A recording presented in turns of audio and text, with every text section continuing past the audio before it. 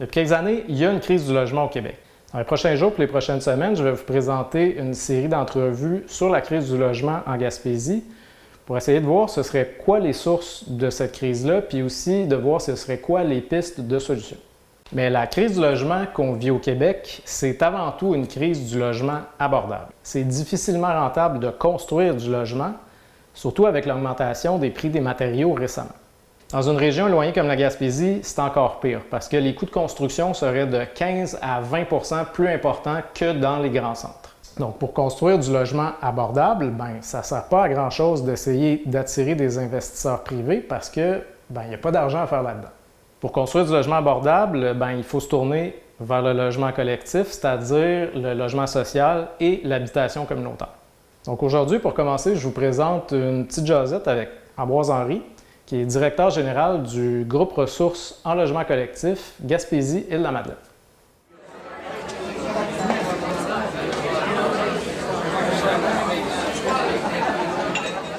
Bonjour, M. Henry. Bonjour. Donc, M. Henry, aujourd'hui, on est ici pour parler de logement, on est ici pour parler d'habitation. D'abord, vous êtes directeur du groupe ressources en logement collectif Gaspésie-Île-de-la-Madeleine. Ça, c'est ce qu'on appelle un groupe de ressources techniques. Qu'est-ce que c'est d'abord la mission du groupe de ressources en logement collectif Gaspésie-Île-de-la-Madeleine et qu'est-ce qu'un groupe de ressources techniques? Première chose, le groupe ressources en logement collectif existe depuis 1986. Donc, c'est un outil de développement et de gestion de l'habitation sociale et communautaire. Ça a été mis en place par des gens. C'est un organisme à but non lucratif qui est dédié à l'habitation sociale et communautaire. Et quand on parle d'un groupe de ressources techniques, c'est que on est reconnu par la Société d'habitation du Québec pour travailler en charge de projet avec les organismes qui s'adressent à la Société d'habitation du Québec pour réaliser des projets de logement communautaire et social. En fait, on est plus entre les promoteurs qui sont les organismes, qui peuvent être des organismes à but non lucratif, des coops, puis d'habitation, puis aussi des offices municipaux d'habitation, des OMH, qui, eux, ont des projets. Et nous, on rentre dans le dossier comme un chargé de projet de l'organisme pour faire affaire avec la société d'habitation, mais non seulement avec la société d'habitation, mais avec tous les professionnels au dossier. Puis, dans le fond, simplement, c'est que pour mener un projet d'habitation, il faut s'engager à long terme. Il faut s'engager sur 3, des fois 5, des fois 8 ans. Puis il y a plein d'embûches, puis il y a plein de choses qui sont pas évidentes à gérer pour des comités bénévoles. C'est pour ça qu'on est là.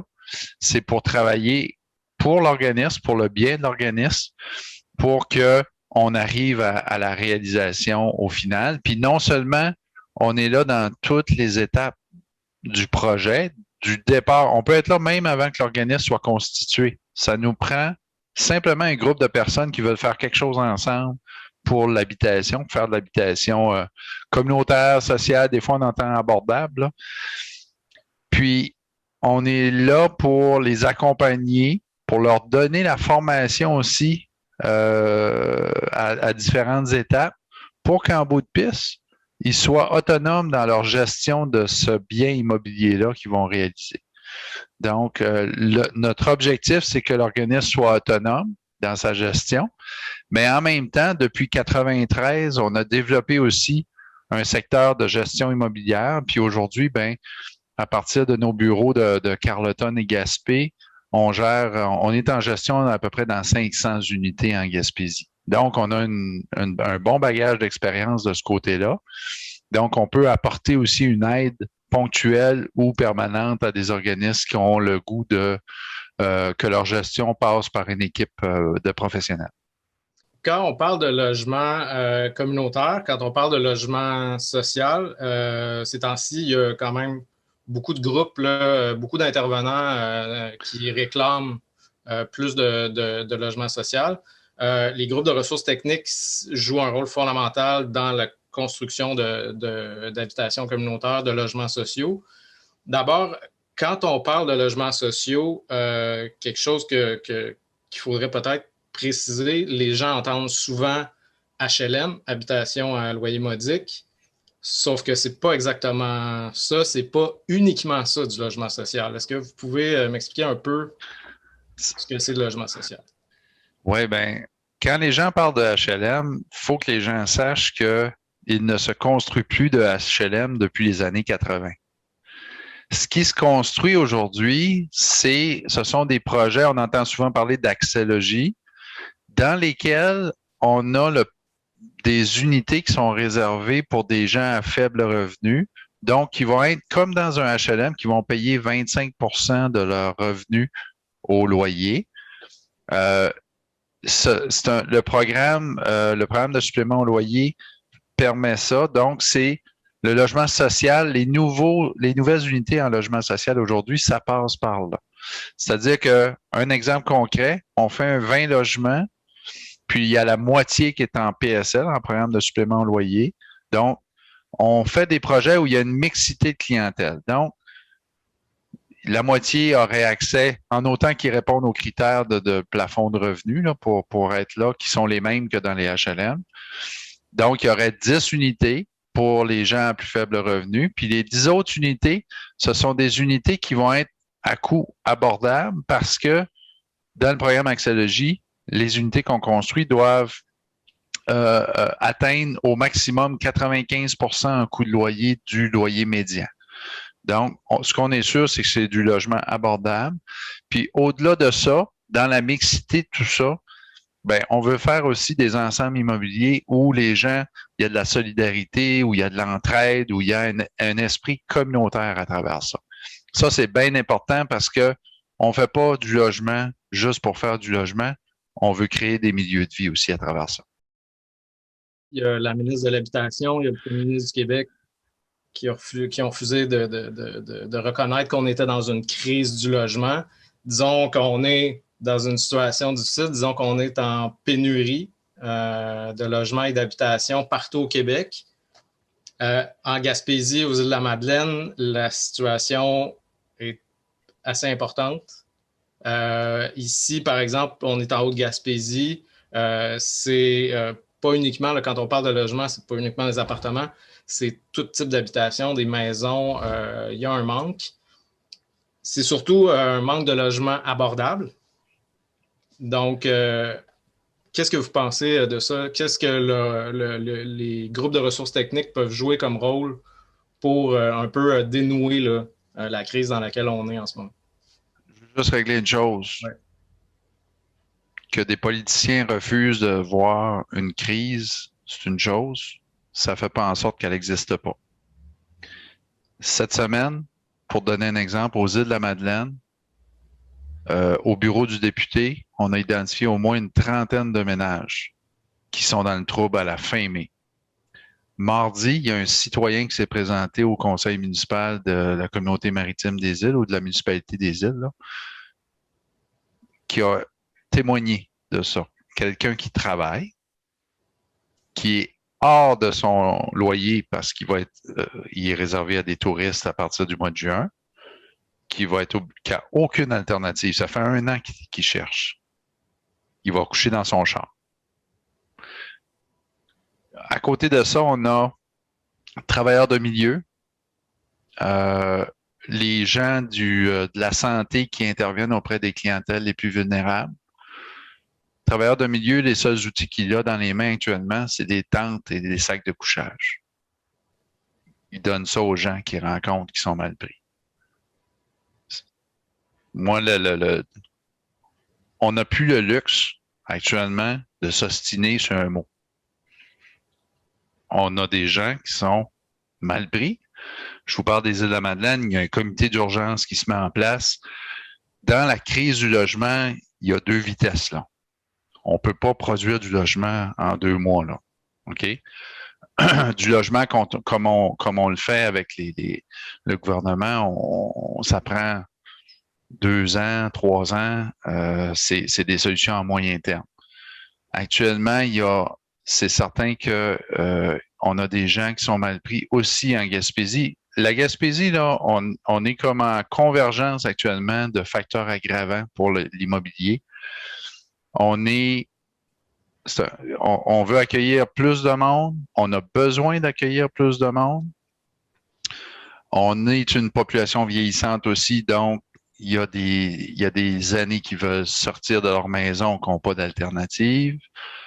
Il y a comme partout, il y a des divorces, des séparations qui demandent plus de logements. Et il y a également, c'est ça, la pénurie de main-d'œuvre qui converge avec la pénurie de logement, fait en sorte qu'il y a énormément de pression. Et depuis 1 an, il s'est vendu énormément de maisons. Il y a presque plus de maisons sur le marché. Et en plus, les maisons qui sont sur le marché ont tendance à avoir un coût qui est plus élevé d'achat. Donc, il y a un problème d'accès à la propriété aussi.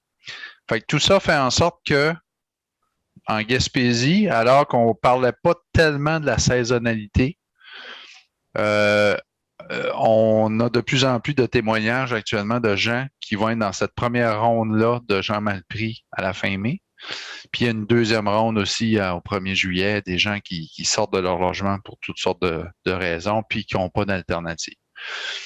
On a eu des témoignages de gens qui sont arrivés en Haute-Gaspésie. Si on parle de la Haute-Gaspésie, moi, j'ai eu des témoignages de professionnels qui ont eu toute la misère du monde à trouver, à se loger en Haute-Gaspésie. Alors, quand on est dans une situation enviable en Gaspésie, mais là, on est à un moment de notre histoire où il y a un enjeu de développement socio-économique. Quand on n'a pas de logement, vous aurez beau, quand vous arrivez de l'extérieur, vous n'avez pas de logement, vous êtes mal foutu. Et je vous dirais, j'entends parler de plus en plus d'employeurs qui commencent à inclure le logement dans leur offre à des salariés qui viennent de l'extérieur. C'est quelque chose, là. C'est pas des choses qu'on anticipait là, dans les derniers mois, dans les dernières années, mais on commence à rentrer là-dedans. Donc, y a-t-il crise ou pas? Oui, il y a crise. Ça fait 5 ans qu'on est en développement anémique au Québec pour le logement social communautaire et c'est un autre facteur aggravant de cette crise-là qu'on vit. Et malheureusement, au niveau de la politique, pour une véritable politique d'habitation, il faut avoir une vision au moins sur 5 ans. Et actuellement, malheureusement, on est devant des gens qui cherchent des solutions à court terme, puis en habitation, ça ne marche pas comme ça. Vous parlez de politique d'habitation. On n'a pas au Québec de politique d'habitation, en fait. On n'a pas une politique directive d'habitation comme on a, par exemple, une politique d'éducation.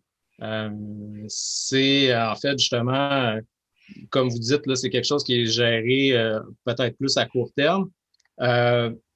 Mais en fait, justement, c'est ça, il se construit de moins en moins de logements sociaux, de moins en moins de logements abordables. Depuis, vous le dites, là, c'est depuis 5 ans, en fait, là, qu'on est dans une situation où c'est vraiment une faible production. Depuis 5 ans, on a accumulé dans un... en fait, on a accumulé au-delà de 15 000 unités au Québec dans un backlog qu'on appelle, c'est-à-dire c'est des unités qui sont dans le budget du gouvernement depuis 2015 et peut-être même avant, qui n'étaient pas capables de sortir parce que le programme Axélogie était pas suffisamment généreux par rapport à l'augmentation des coûts de construction, des coûts de réalisation. Il faut comprendre que rendu en 2018, puis le maximum des coûts admissibles avait été établi en 2009, puis qui n'avait pas bougé, ben on était mal pris. Alors, le gouvernement en place aujourd'hui, si on peut lui donner une fleur, c'est qu'il a mis beaucoup d'argent pour débloquer ces unités-là, et c'est ce qu'on sent actuellement, là. Même en Gaspésie, là, dans le prochain 12 mois en Gaspésie, on va débloquer l'équivalent de 2 années de programmation normale au niveau de la Gaspésie. Là, on a au-delà de 100 unités en production. Ce qui manque au bout de ça, c'est de regarnir le programme Axélogie avec de nouvelles unités pour que des projets qui attendent, parce que là, pour être concret, je vais vous donner un exemple, le centre Louise-Amélie à Saint-Anne-des-Monts pour un projet d'appartement pour femmes violentées. Son projet est déposé chez Axélogie, il est en attente d'unité. Et tant qu'il n'y a pas d'unité financée dans le budget, Ils ne peuvent pas avancer leur projet. Donc, c'est important que non seulement on sorte les unités qui étaient déjà dans la machine, mais qu'on réinjecte des sous pour sortir les prochaines unités parce que les gens ne peuvent pas attendre encore bien des années pour des projets qui travaillent depuis déjà des années pour des besoins qu'ils identifient. Ces besoins-là ne sont pas disparus avec les années, là. Ces besoins-là sont toujours très présents. Fait que ça nous prend ça aussi pour être capable de livrer du logement. Parce que ce que les gens doivent comprendre, c'est que on n'est pas là-dedans en concurrence avec le privé, là. Je veux dire, le privé, à sa place, a une certaine clientèle à aller chercher. Il va chercher, mais le privé a les mêmes enjeux au niveau du coût de construction. C'est juste que nous, on est dans un système où on est dans le sans but lucratif, on est dans le communautaire, on est dans le collectif, on est dans la production de logements par et pour la communauté qui accueille ces immeubles-là. Alors, l'impact est à long terme et la visée qu'on a, c'est du logement abordable. Parce qu'à chaque fois qu'on parle de logement, c'est pas vrai que si quelqu'un arrive en Haute-Gaspésie puis produit du logement à 1400$ par mois, qu'on va atteindre l'objectif puis que des gens vont être capables de se permettre ces logements-là. Il y a peut-être une petite parcelle de la population qui peut se permettre ça, mais moi, j'en connais pas. La grande majorité des Gaspésiens puis des gens en Haute-Gaspésie aussi peuvent pas se permettre de payer un 4,5 à 1400$ par mois. Est-ce que vous pensez il vous manque des moyens, que ça soit parce que vous êtes aussi, je pense, membre du conseil d'administration de l'AGRTQ, de l'Association des groupes de ressources techniques du Québec. Dans l'ensemble du Québec, il manque de moyens, j'imagine. En Gaspésie, aux Îles-de-la-Madeleine, combien il faudrait construire de logements environ pour répondre aux besoins actuels? Bien, actuellement, je vais partir du niveau national, là. Une programmation normale dans Axélogie, c'est à peu près 3000 unités par année au Québec. Okay. On est rendu au 3e budget au mois de mars 2021 de la CAQ. Les 2 premiers budgets, ils avaient mis 0 unité. Et là, ils viennent de mettre 500 unités. Donc, sur 3 ans, au lieu d'avoir 9000 nouvelles unités à engager puis avec des projets qui avancent, puis en même temps qu'il y a au Québec au-dessus de 10 000 unités en attente, 10 000 unités dans des projets qui sont en attente, on en a mis 500. Donc, on est déjà en déficit par rapport aux besoins. Par rapport aux besoins de projets concrets qui sont déposés. Là, on ne parle pas des projets qui sont en élaboration qui sont à déposer. Juste pour vous donner une idée, en Gaspésie, depuis 20 ans, on a sorti à peu près 700 unités Gaspésie-les-Îles, 700 unités dans Axélogie depuis 20 ans. Actuellement, on a au-delà de 100 unités en travail dans la machine Axélogie. On en a une centaine d'autres unités dans 7 projets qui sont déposés en attente d'unités. Écoutez, la Gaspésie-les-Îles, 100 unités qui attendent, puis il y en a juste 500 disponibles, ça n'a pas de sens. Puis je vais finir ma parenthèse. Il y a 500 unités disponibles. Juste la Ville de Montréal en a besoin de 1500 par année. La Ville de Québec en a besoin de 500 par année. Et la Ville de Gatineau prendrait les 500 au complet, tout de suite. Parce qu'ils ont eu des tornades, ils ont eu toutes sortes ils ont perdu du logement social communautaire beaucoup dans les dernières années. Alors, en Gaspésie, on a 100 dans la machine, on a 100 déposés en attente d'unité, puis on a un autre 150 en élaboration qui éventuellement va être déposé. Donc, j'arrive à 350 unités.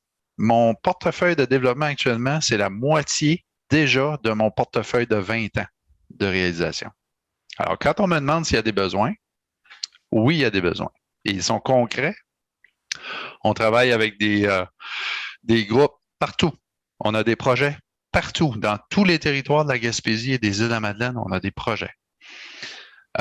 Puis ça, c'est juste dans Axélogie. On a d'autres projets aussi en dehors d'Axélogie qui vont aller directement à la SCHL, la Société canadienne d'hypothèque et de logement, la stratégie nationale du logement du Canada, qu'on va tester, qu'on va aller chercher des financements qui sont autres, mais avec des projets qui sont, disons, des phases 2, là, des expansions.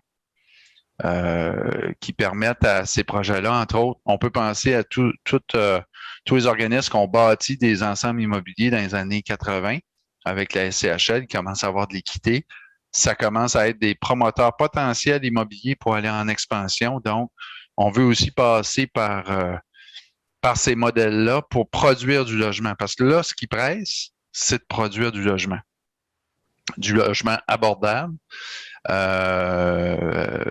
Parce que l'enjeu, c'est le développement socio-économique. On a des témoignages de gens qui refusent des jobs parce qu'ils n'ont pas de solution de logement.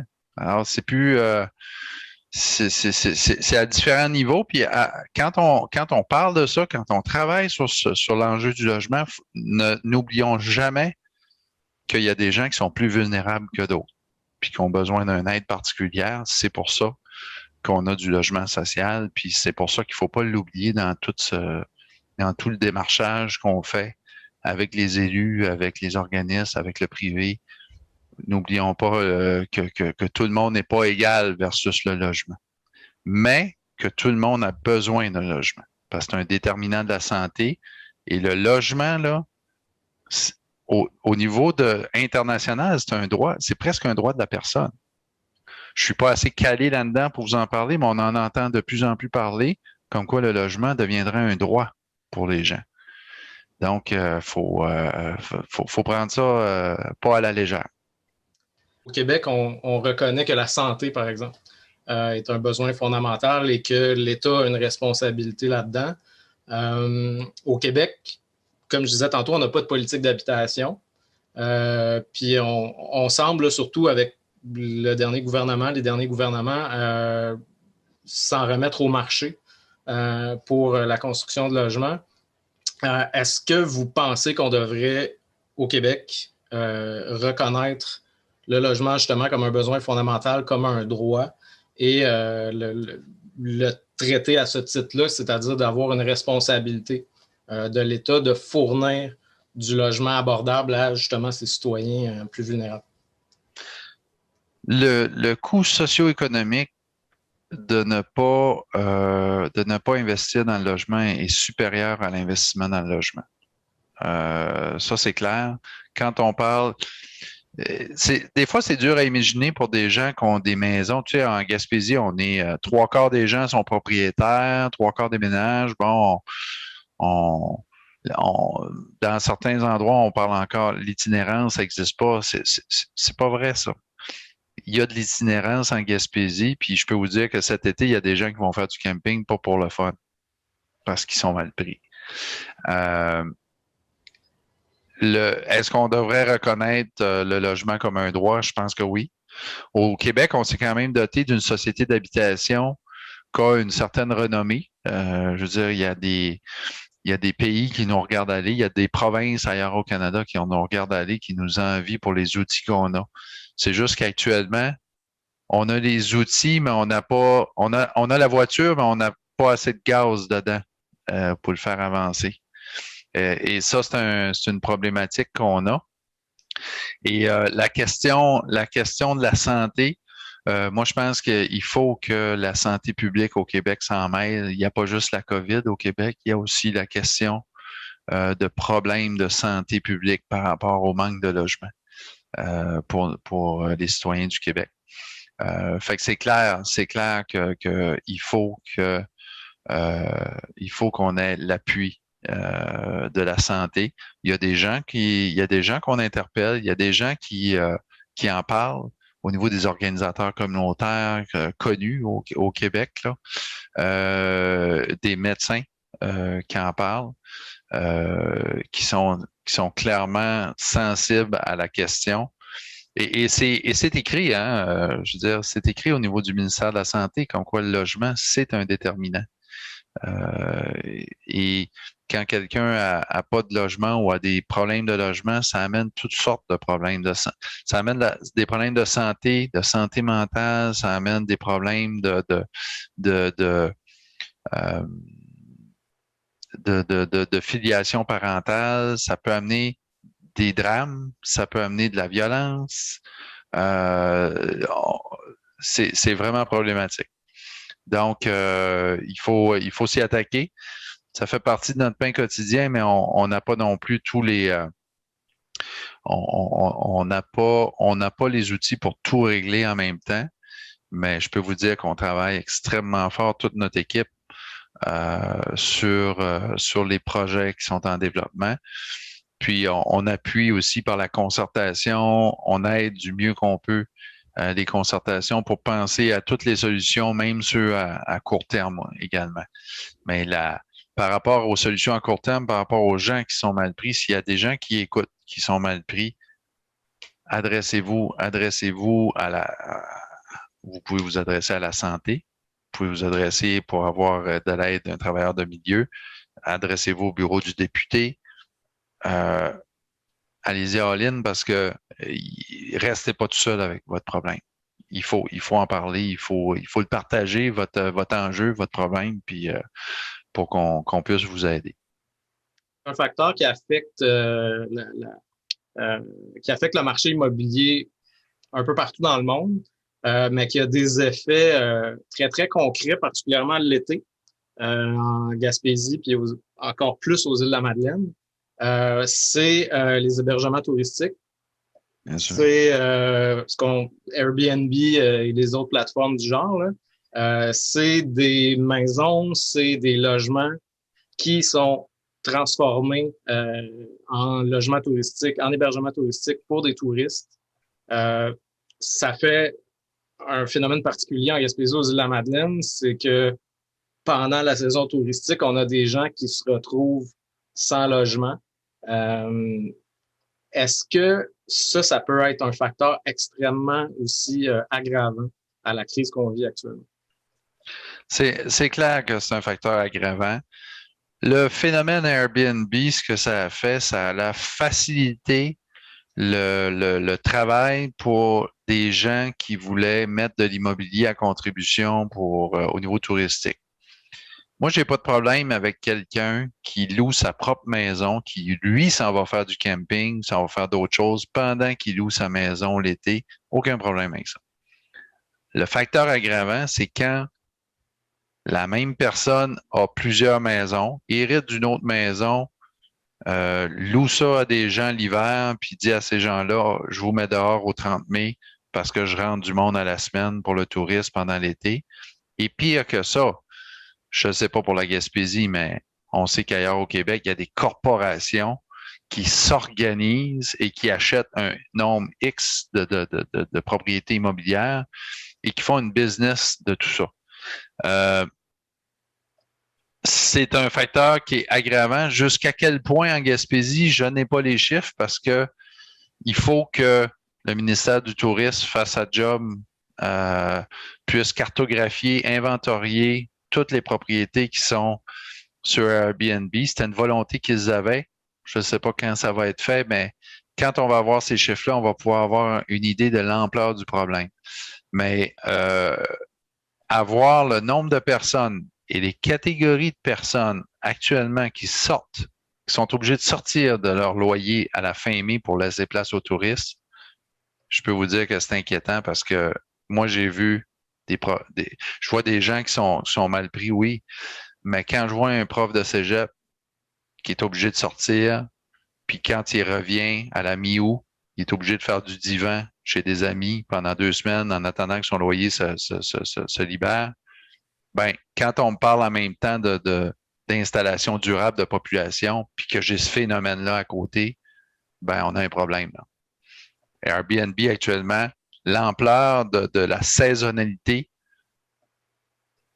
aide peut-être à une saison touristique, mais nuit au développement de nos communautés, à l'établissement durable de population qui serait un enrichissement beaucoup plus grand pour nos communautés que d'accueillir des touristes à la semaine dans cette maison-là. Alors, c'est un choix de société.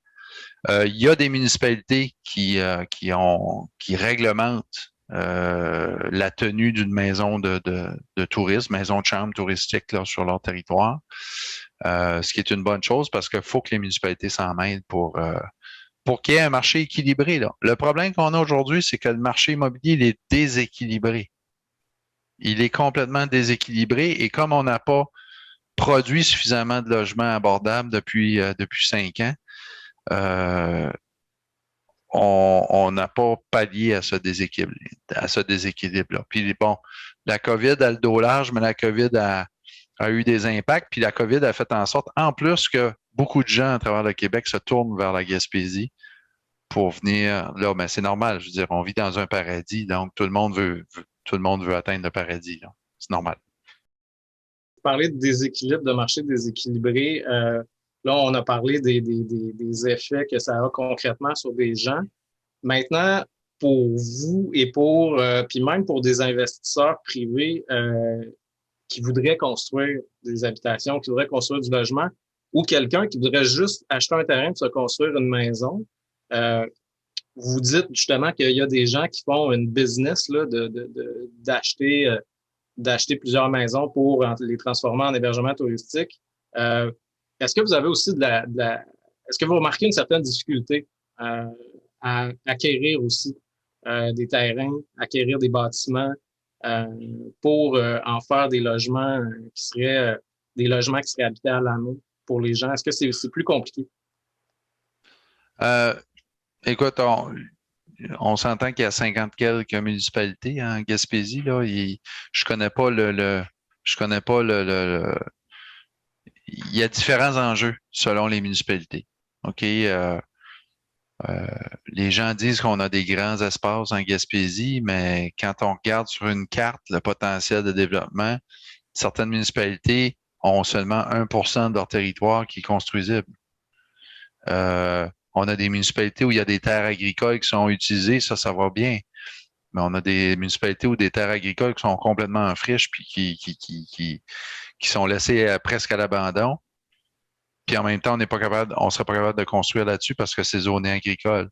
Fait que ça, il y a une réflexion à faire dans chacune des municipalités, de regarder notre territoire, de bien comprendre le zonage, les usages, puis d'avoir une vision d'avenir, comment on développe notre territoire. Si on veut accueillir des nouvelles populations, c'est où qu'ils vont être capables d'aller et comment on met ça en branle, comment on prépare l'avenir pour des nouvelles constructions, pour des terrains, parce que l'enjeu, si on fait pas ça, puis que la municipalité voisine le fait, puis que la municipalité voisine développe du logement locatif qui accueille des nouveaux arrivants, ben quand un nouvel arrivant s'installe dans un endroit,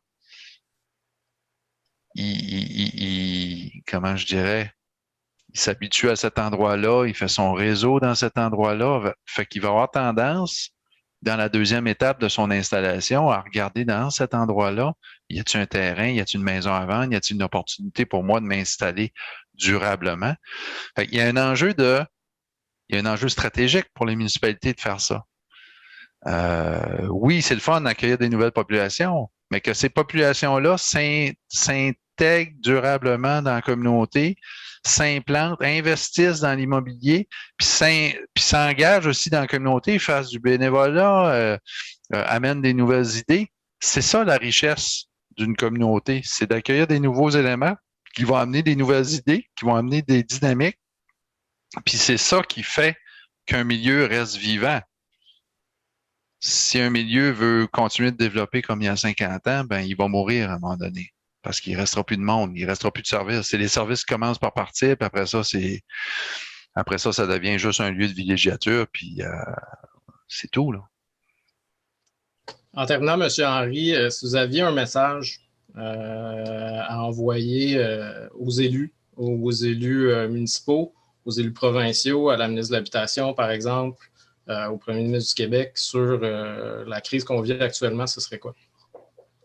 Ben, ça veut dire écouter l'ensemble des intervenants qui vous parlent. Je vous dirais, là, au niveau de nos élus, les élus locaux, là, simplement leur dire qu'ils font partie de la solution, que c'est important, tout le monde doit être autour de la table, les élus, les organisations, on a des acteurs en habitation sur le territoire de la Haute-Gaspésie, entre autres. Il y a des gens là, qui gèrent des ensembles immobiliers. Il y en a d'autres qui veulent avoir des projets. Il y a des citoyens aussi qui aimeraient mettre l'épaule à la roue pour produire du logement. Ben, on a besoin de tout ce monde-là. Puis on a besoin aussi d'avoir un regard particulier sur le logement social communautaire qui n'est pas le même que sur le logement privé à but lucratif. C'est important, ça. On peut pas mettre tout ce monde-là dans la même poche. Et chacun doit respecter le jardin de l'autre parce qu'on a vraiment des projets et des clientèles complémentaires. Puis le message aux élus, c'est que vous avez la possibilité d'utiliser des outils. Vous avez des outils dans votre coffre à outils municipal pour intervenir en habitation. Prenez-les, puis intervenez.